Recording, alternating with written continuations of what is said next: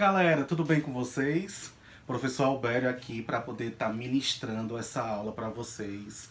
Mas antes disso, eu gostaria de dizer que a gente está morrendo de saudades das nossas aulas presenciais, mas estamos em uma etapa que é necessário a gente ficar em casa, nos resguardando, por conta dessa pandemia que o Brasil e o mundo está vivendo, mas não é por conta disso que a gente não vai deixar de aprender, né?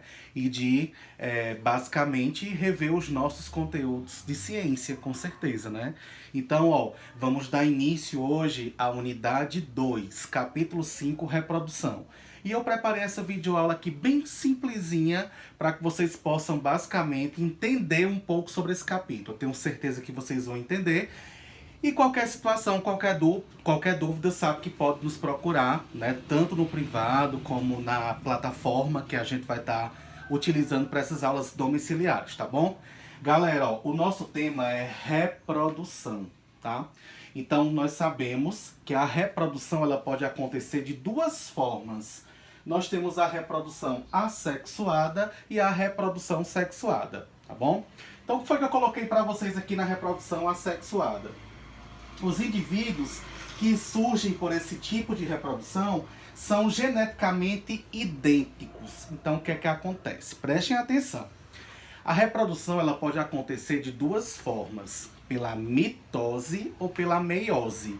No caso da reprodução assexuada, ela vai acontecer pela mitose. O que é a mitose? É quando eu tenho uma única célula e essa célula se divide em duas. É um clone da célula, por exemplo.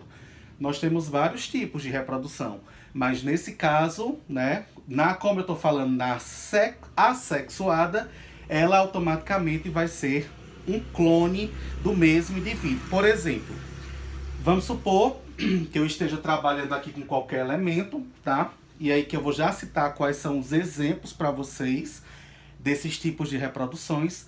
Mas eu só quero que vocês entendam que quando eu digo que uma coisa é assexuada é porque não tem troca de material genético. Por exemplo, eu não preciso do parceiro macho com o parceiro fêmea para poder acontecer isso, entendeu? Então não há troca de material genético nenhum dos indivíduos. Já ao contrário da reprodução sexuada, né, que como há troca de material genético, então automaticamente eu vou precisar de uma célula reprodutora masculina e de uma célula reprodutora feminina. Bom, ainda falando de reprodução assexuada, como eu já falei para vocês anteriormente, nós temos alguns tipos que vocês, ao fazerem a leitura do capítulo do livro, vocês vão estar identificando do que eu estou falando. Por exemplo, eu já posso mostrar para vocês aqui dois tipos, a bipartição e a gemiparidade, tá bom? São tipos de reproduções assexuadas. O que acontece na bipartição? Permite os seres unicelulares se dividirem em dois. O que é isso? O que são seres unicelulares? É um ser que tem apenas uma única célula. O que são seres pluricelulares? São seres que têm várias células. Então a bipartição ela só vai acontecer quando um elemento é unicelular, ou seja, tem apenas uma única célula, que vai ser o quê? Bactérias, protozoários, tá? E essa única célula acaba se dividindo em uma. Não há troca de material genético. Eu tenho outro exemplo para vocês também, que é o brotamento ou gemiparidade. O brotamento é muito simples. Nós temos várias plantas aqui da nossa região que desenvolvem a sua reprodução por brotamento. Por exemplo, automaticamente nós temos alguns cactos, né, espinhos, que para que a gente consiga fazer a reprodução dele, por exemplo, ele vai cair um pedacinho do cacto, do chão, e automaticamente aquele pedacinho vai germinar, gerando indivíduos idênticos a eles. Por isso que a gente chama ele de reprodução sexuada. Mas eu tenho outros tipos também aqui para mostrar para vocês, prestem atenção. Dando sequência, eu vou ter aqui a propagação vegetativa. O que é isso, a propagação vegetativa? Ocorre já em seres pluricelulares, que são seres que têm uma grande quantidade de células, como vocês sabem. Nesse exemplo eu trouxe uma planta, né? Por exemplo, é quando eu tiro uma parte da planta e essa parte da planta serve de muda. A gente consegue gerar um novo ser. Por exemplo, a siriguela, a cajarana, É muito difícil você pegar uma semente de uma dessas frutas e plantar para poder germinar alguma planta. Para poder ser uma técnica bem mais rápida de reprodução, o que é que a gente faz? A gente retira um dos galhos dessa planta, que no caso é propagação vegetativa, como a gente fala, e daí a gente planta automaticamente, né, com os cuidados necessários, com a adubação, a gente acaba basicamente tendo logo um clone da outra planta. Lembre-se que na reprodução assexuada, por não ter troca de material genético, nem do masculino quanto feminino, automaticamente não há essa variabilidade genética, ou seja, não tem como a gente ter vários tipos de plantas. A gente vai descender sempre seres do mesmo jeito, que é o que acontece com a mesma coisa da situação de um clone, né?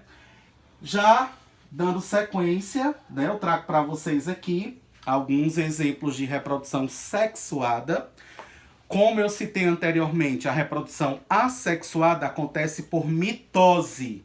Uma única célula se divide em duas. No caso, a reprodução sexuada, ela acontece por meiose.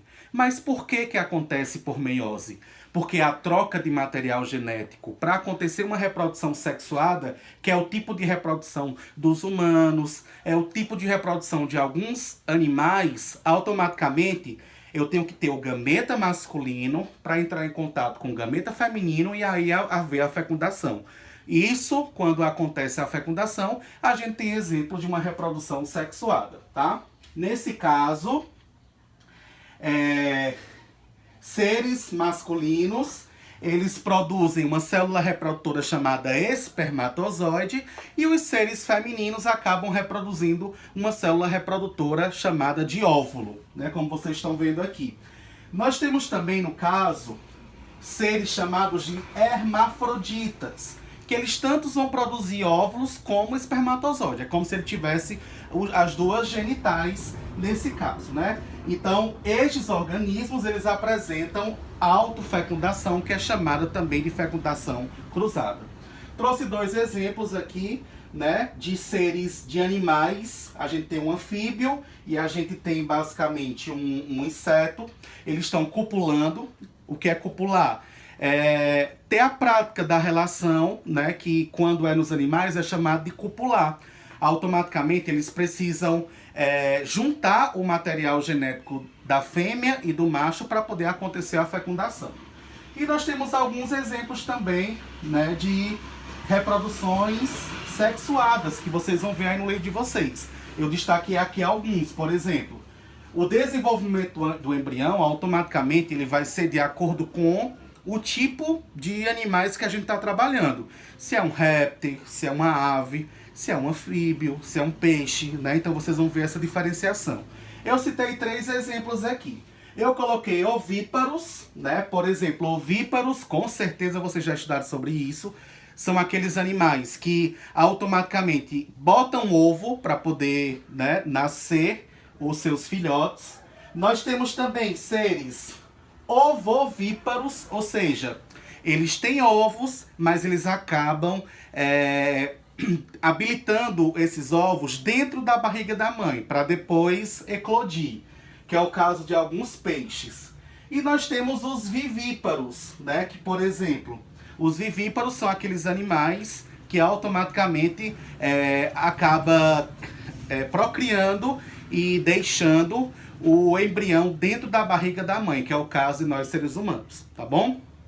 Ó, por hoje é só. Eu espero que vocês tenham gostado. Para complementar, eu peço que vocês façam a leitura do capítulo, por gentileza, tá bom? E eu vou deixar um desafio para vocês fazerem. Eu quero que no caderno vocês façam, colocam lá, reprodução sexuada e reprodução sexuada. Eu preciso que vocês coloquem as vantagens e as desvantagens de cada um, tá bom? Um abraço bem grande e a gente se encontra já já.